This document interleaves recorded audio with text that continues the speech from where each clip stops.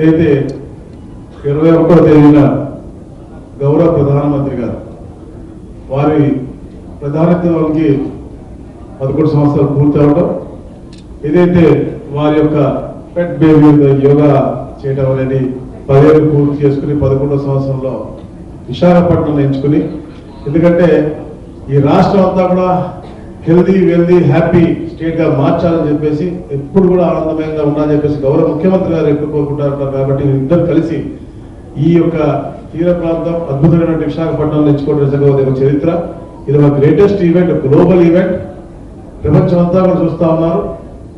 ఈ రాష్ట్రంలో అనూహ్యంగా 2 కోట్ల మంది రిజిస్ట్రేషన్ చేసుకున్నారు. మనం చూస్తా ఉంటే విశాఖపట్నంలోనే ఈరోజు ఉదయానికి చూస్తే 6 లక్షల పై చిలుకు వారు తప్పకుండా వస్తామని చెప్పేసి కూడా యాప్లో అప్లోడ్ చేసుకున్నారు. సో ఇవి వచ్చే వాళ్ళందరూ కూడా ఎలాంటి ఇబ్బందులు జరగకుండా ఉండాలని చెప్పేసి జియో మొత్తం కూడా ఇక్కడే ఉండి వాళ్ళు వచ్చి యోగా ఏ టైం చెప్పామో 6:30 to 7:30 ఈవెంట్ ఉందో ఆ ఈవెంట్ పూర్తిగా పార్టిసిపేట్ చేయడం.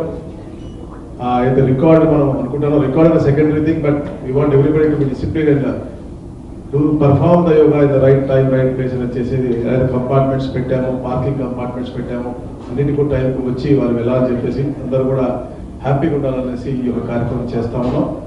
మరి ముఖ్యంగా ఏంటంటే ప్రధానమంత్రి గారు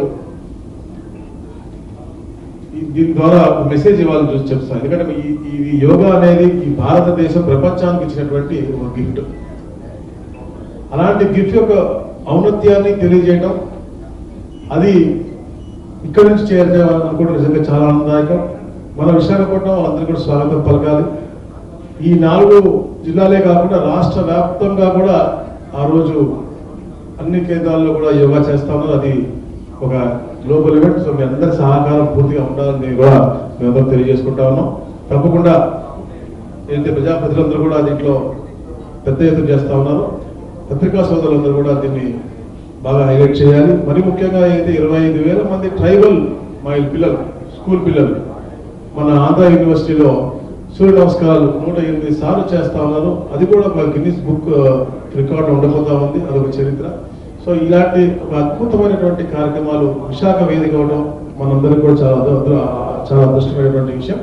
దీనన్నీ కూడా తీసుకెళ్ళి అదే కాకుండా రాబోయే రోజుల్లో కూడా, ఎందుకంటే మనం గత పరిపాలన చూసాం, ఎప్పుడు కూడా ఒక పాజిటివ్నెస్ ఎక్కడా లేదు. కానీ ఈ ప్రభుత్వం వచ్చిన సంవత్సరంలో ఇలాంటి పాజిటివ్ కార్యక్రమాలు 100 చేశాం. దాంట్లో ముఖ్యంగా చూస్తే సూలూరుపేట ఫ్లెమింగో ఫెస్టివల్ అవ్వచ్చు, ఒక వైబ్రెంట్ మూడ్ క్రియేట్ చేసాము, ప్రజల్లో ఆహ్లాదకరమైన వాతావరణం క్రియేట్ చేసాం. 1924లో ఒక్కసారి కూడా ఫ్లెమింగో ఫెస్టివల్ జరగలేదు. గతంలో 14, 19, 10 సంవత్సరాలు చేశాం.